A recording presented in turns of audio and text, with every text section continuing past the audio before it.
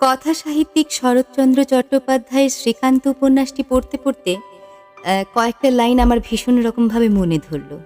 ভাবলাম তোমাদের একটু পড়ে শোনাই। আমি সমস্তই দেখিলাম, সমস্ত বুঝিলাম। যে গোপনে আসিয়াছিল তাহাকে গোপনেই যাইতে দিলাম। কিন্তু এই নির্জন নিশীথে সে যে তাহার কতখানি আমার কাছে ফেলিয়া রাখিয়া গেল তাহা কিছুই জানিতে পারিল না। সকালে প্রস্ফুট জ্বর লইয়াই ঘুম ভাঙিল। চোখ মুখ জ্বালা করিতেছে। মাথা এত ভারী যে শয্যা ত্যাগ করিতেও ক্লেশ বোধ হইল। তবু যাইতেই হইবে। এ বাটিতেই নিজেকে আর এক দণ্ড বিশ্বাস নাই, যে কোনো মুহূর্তেই ভাঙিয়া পড়িতে পারে।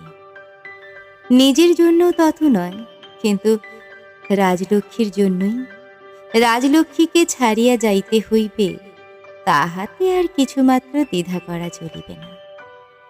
মনে মনে ভাবিয়া দেখিলাম, সে তাহার বিগত জীবনের কালি অনেকখানি ধুইয়া পরিষ্কার করিয়া ফেলিয়াছে। আজ তাহার চারিপাশে ছেলেমেয়েরা মা বলিয়া ঘিরিয়া দাঁড়াইয়াছে। এই প্রীতি ও ভক্তির আনন্দ ধাম হইতে তাহাকে অসম্মানিত করিয়া ছিনিয়া বাহির করিয়া আনিব, এত বড় প্রেমের এই সার্থকতা কি অবশেষে আমার জীবন অধ্যায়েই চিরদিনের জন্য লিপিবদ্ধ হইয়া থাকিবে? পিয়ারি ঘরে ঢুকিয়া কহিল, এখন দেহটা কেমন আছে? বলিলাম, খুব মন্দ নয়, যেতে পারব। আজ না গেলেই কি নয়? হ্যাঁ, আজ যাওয়া চাই। তাহলে বাড়ি পৌঁছেই একটা খবর দিও, নইলে আমাদের বড় ভাবনা হবে। তাহার অবিচলিত ধৈর্য দেখিয়া মুগ্ধ হইয়া গেলাম।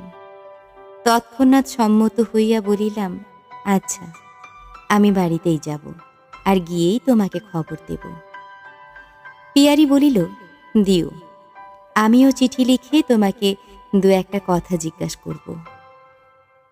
বাহিরে পালকিতে যখন উঠিতে যাইতেছি, দেখি দ্বিতলের বারান্দায় পিয়ারি চুপ করিয়া দাঁড়াইয়া আছে। তাহার বুকের ভেতর যে কি করিতেছিল তাহার মুখ দেখিয়া তাহা জানিতে পারিলাম না। আমার অন্য দিদিকে মনে পড়িল। বহুকাল পূর্বের একটি শেষ দিনে তিনিও যেন ঠিক এমনই গম্ভীর, এমনই স্তব্ধ হইয়া দাঁড়াইয়াছিলেন। তাহার সেই দুটি করুণ চোখের দৃষ্টি আমি আজিও ভুলি নাই।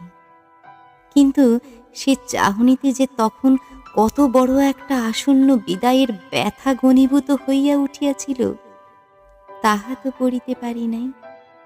কি জানি আজিও তেমনি ধারা একটা কিছু ওই দুটি নিবিড় কালো চোখের মধ্যেও আছে কিনা।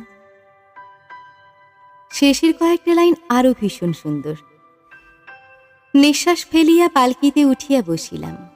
দেখিলাম, বড় প্রেম শুধু কাছেই টানে না, ইহা দূরেও ঠেলিয়া ফেলে। ছোটখাটো প্রেমের সাধ্যও ছিল না এই সুখৈশ্বর্য পরিপূর্ণ স্নেহ স্বর্গ হইতে মঙ্গলের জন্য, কল্যাণের জন্য আমাকে আজ এক পদও নাড়াইতে পারিত।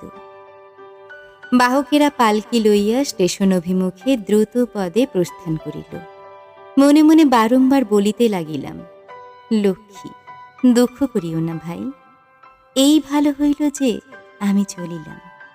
তোমার ঋণ ইহজীবনে শোধ করিবার শক্তি আমার নাই, কিন্তু যে জীবন তুমি দান করিলে সে জীবনের অপব্যবহার করিয়া আর না তোমার অপমান করি।